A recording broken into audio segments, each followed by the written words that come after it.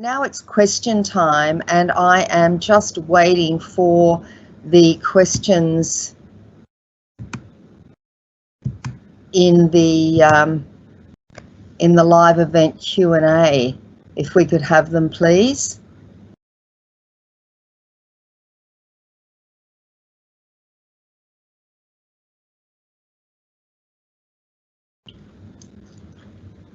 And I think I have them now. And there are quite a lot of them.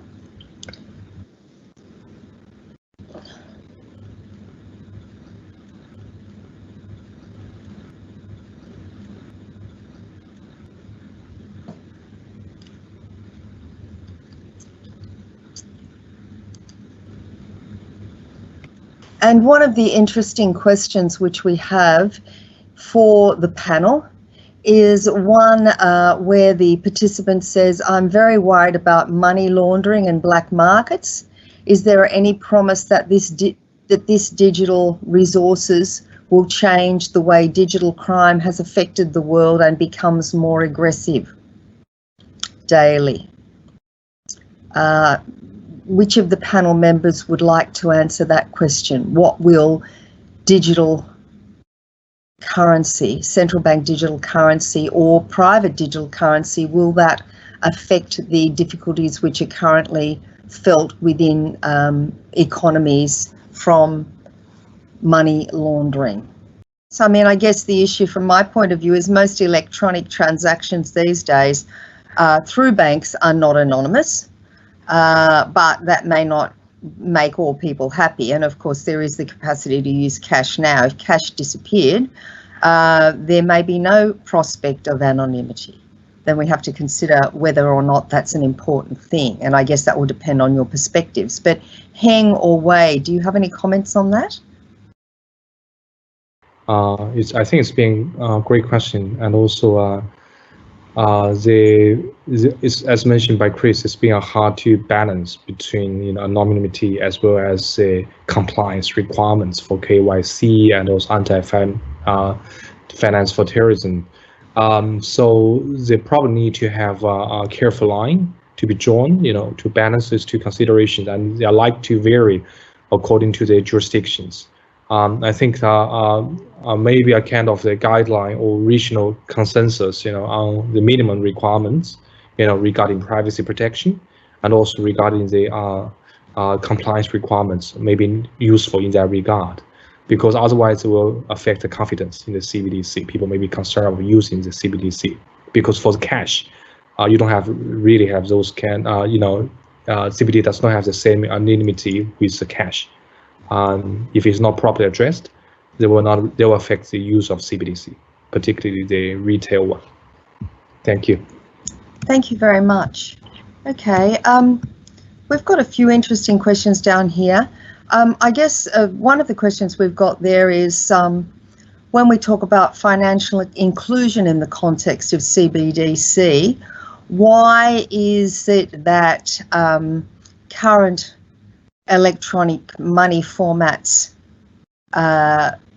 can't bridge the financial inclusion requirement, but CBDC can? So someone might like to give a short answer on that. Would you like to do that, Heng? Would Wei like to do that?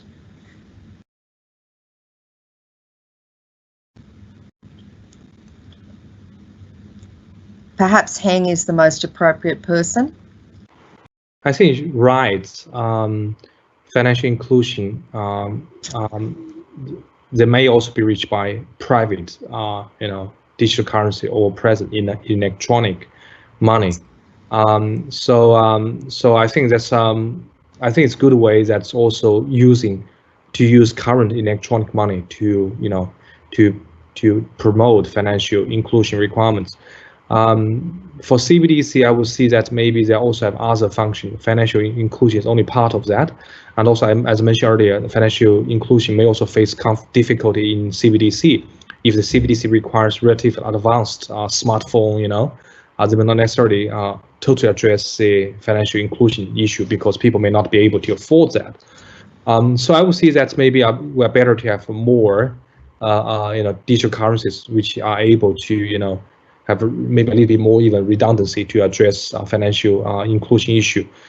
But another side, the CBDC also involve other consideration like monitoring of money going, and also potential competition in the digital fiat currency.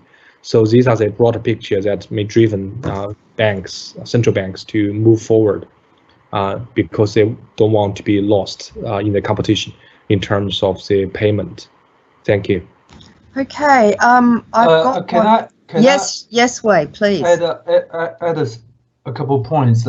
Actually, I'm not very sure if CBDC can improve financial inclusion or not. As a matter of fact, electronic payment system in China itself is supposed to be more helpful to the financial inclusion, because the current electronic payment system is privately owned, and they contribute to financial inclusion. But the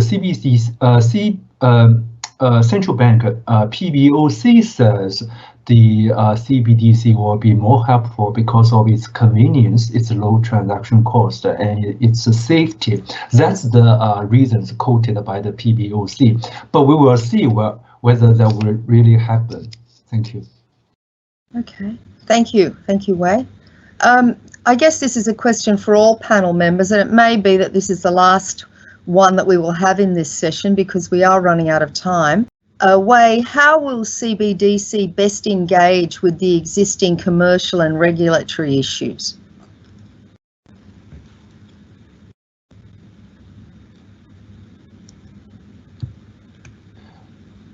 Well, if I'm talking about Chinese CBDC, because Chinese CBDC basically will be issued by the PBOC, the central bank. So I guess it will be regulated same as physical currency, renminbi, in Chinese context.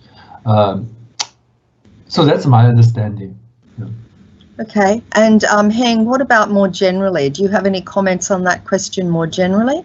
How will CBDC best engage with the existing commercial and regulatory issues? I think it's been the CBDC need to address the new issues arising from that. So, for example, I think you have new issue about data, which it does not exist for for many of the cash use, but also the digital identity. So the big is actually to rely on or adapt the current commercial as well as regulatory arrangement as much as you can.